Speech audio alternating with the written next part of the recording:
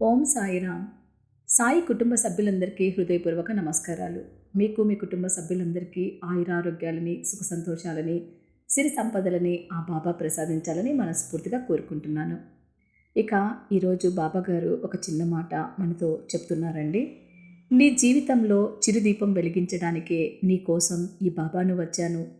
ముందుగా నీ మనసు పడే బాధ నుండి బయటకు రా అని బాబాగారు చెప్తున్నారండి. అసలు బాబాగారు ఈ సందేశాన్ని మనకెందుకు చెప్పాలనుకుంటున్నారో మీకు చెప్పబోయే ముందు నాదొక చిన్న రిక్వెస్ట్ అండి. దయచేసి ఈ వీడియోని పూర్తిగా చూసిన తర్వాత ఒక చిన్న లైక్ ఇవ్వండి. ఓం సాయిరామ్ అని కామెంట్ చేయడం మాత్రం మర్చిపోకండి. మీరు చేసే ఈ చిన్న సహాయం వల్ల మన ఛానల్ చాలామందికి రీచ్ అవుతుందండి. వారికి కూడా ఈ సందేశాన్ని మీ ద్వారా మీరే పంపించిన వారు అవుతారు. తప్పకుండా లైక్ చేయడం మర్చిపోకండి. ఇక బాబాగారు మనకేం చెప్పాలనుకుంటున్నారో ఆ సందేశం విందామండి. బిడ్డ, నీ జీవితంలో చిరుదీపం వెలిగించడానికే నీ కోసం ఈ బాబాను వచ్చాను. ముందుగా నీ మనసు పడే బాధ నుండి బయటకు రా. నీ వెంట నేను ఎప్పుడూ తోడుగా ఉన్నాను కదా. నీకు మనోధైర్యం ఇచ్చే మాటలే చెప్తుంటాను.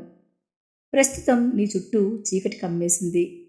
కష్టాల్లో ఉన్నప్పుడు నీకు ఎవరు తోడుగా లేరు అన్నని ఆలోచనలన్నిటినీ దూరం చేసుకో.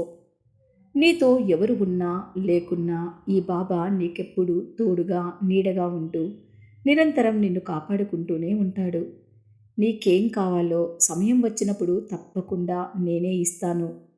నా అనుకున్న నీ వాళ్ళే నీతో వాళ్ళ అవసరాల కోసం పనులు చేయించుకొని నీతో సహాయం పొందిన వారెవ్వరూ ఈరోజు నీకు అవసరం వచ్చినప్పుడు కనీసం ఒక్క మాట సహాయం కూడా చేయకుండా మొహం చాటేస్తూ తిరుగుతున్నారనే కదా నీవు బాధపడుతున్నావు. అందరూ నీలాగే ఉంటారు అని ఎలా అనుకుంటున్నావు తల్లి? నీలాంటి మంచి మనసుతో, కల్ముషం లేని వ్యక్తిత్వంతో అందరూ అలాగే ఉండరు కదా. ఒక్కటి మాత్రం గుర్తుపెట్టుకో. ఏ పరిచయం ఎక్కడి వరకు ఉంటుందో, ఏ ప్రయాణం ఎక్కడ ముగుస్తుందో తెలియదు. కానీ కొన్ని పరిచయాలు మాత్రం జ్ఞాపకాలుగా మిగిలిపోతే మరికొన్ని పరిచయాలు కడవరకు నీతోనే కలిసి ప్రయాణం చేస్తాయి. ఈరోజు లేవు అని బాధపడకు, ఉన్నాయి అని సంతోషపడకు. అది ఎప్పటికైనా దూరం కావచ్చు. ఇప్పుడు నీకు ఉన్నంతలోనే సంతోషంగా, తృప్తిగా జీవించు. ఎవరో వచ్చి ఏదో చేస్తారు అన్న నమ్మకాన్ని మాత్రం వాళ్ళపైన పెట్టుకోకు. వారిపైన అలాంటి ఆశలను పెట్టుకొని ఎదురు చూస్తూ ఉంటే నీవు దుఃఖానికి బానిస అవుతావే తప్ప ఎలాంటి ఆనందాన్ని పొందలేవు. మనిషికి డబ్బు అవసరమే, కానీ అది ఎంతవరకు ముఖ్యమో అంతవరకే. ఇప్పుడు నీవు ఉన్న మానసిక స్థితిలో అన్నిటికంటే మనశ్శాంతి చాలా ముఖ్యమని గుర్తుపెట్టుకో. మనసుకు ప్రశాంతత లేకపోతే నీవు ఏ పనిపైనా దృష్టిని సారించలేవు కదా. నీవు కష్టపడి డబ్బులు సంపాదించాలి అంటే ముందు మనశ్శాంతిగా ఉంటేనే కదా ఆ డబ్బులను సంపాదించుకోగలవు. జీవితంలో నీ వద్దకు ఏది ఎప్పుడు రావాలో అప్పుడే వస్తుంది. అది ఎంతకాలం ఉండాలో అంతకాలమే నీతో ఉంటుంది. అది డబ్బులైనా సరే, బంధమైనా సరే, ఆస్తులైనా, బంధువులైనా, ఏవైనా సరే. ఈ విషయాన్ని ఎప్పుడు గుర్తుపెట్టుకో. ఏది ఎంతకాలం నీతో ఉండాలో అంతకాలమే ఉంటుంది. వీటిలో ఏ ఒక్కదాన్ని నీవు ఆపలేవు. కానీ నీ చేతిలో ఉన్నది నీవు చేయగలిగేది ఒక్కటే.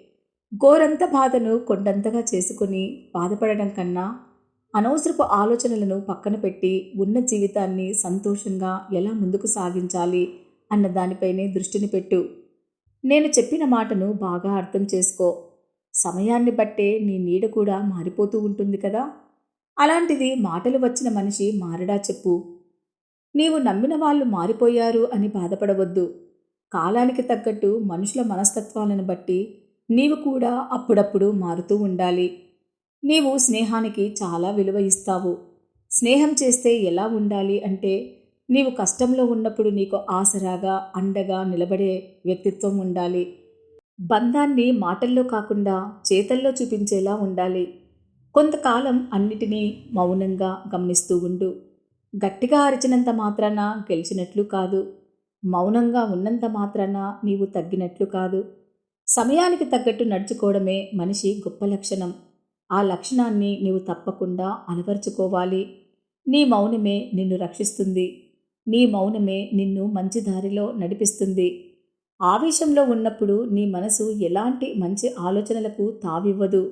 ఒకవేళ ఏమైనా ఆలోచనలు కలిగినా అది ఉపద్రవాన్నే తెచ్చిపెడుతుందని గుర్తుపెట్టుకో. నిన్ను మోసం చేశారని, నిన్ను బాధ పెట్టారని వాళ్ళపైన ప్రతీకారంతో ఎలాంటి ఆలోచనలకు నీ మనసులో చోటివ్వకు. నీవు చెప్పే సమాధానాల కంటే కాలం చెప్పే సమాధానం చాలా గట్టిగా, గొప్పగా ఉంటుంది. చూస్తూ ఉండు. నిన్ను ఇబ్బందులకు గురిచేసి నిన్ను బాధపెట్టిన వాళ్లకు కాలమే సరైన గుణపాఠం చెప్తుంది.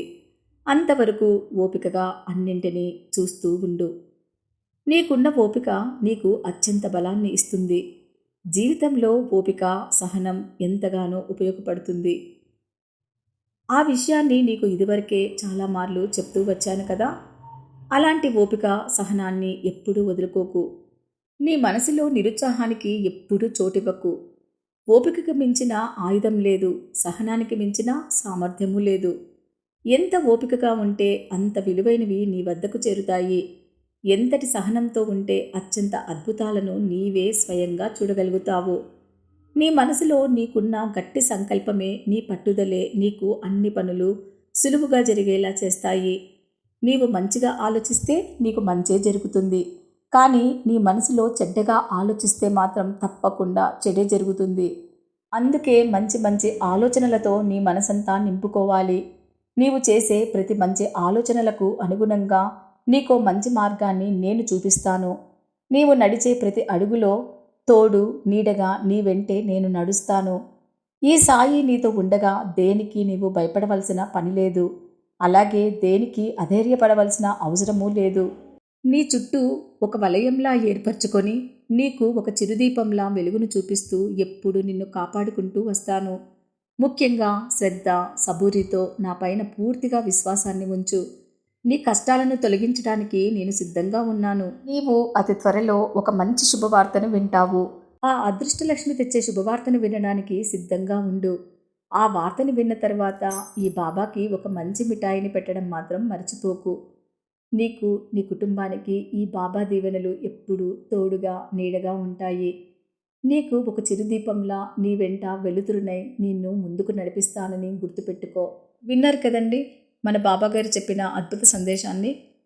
అందరికీ ఆ సాయినాథుని ఆశీస్సులు ఉండాలని మనస్ఫూర్తిగా కోరుకుంటూ మరొక మంచి సాయి సందేశంతో మీ ముందుకు వచ్చి మళ్ళీ కలుస్తాను. అంతవరకు సెలవు. సర్వే జన సుఖినో భవంతు. ఓం సాయిరామ్.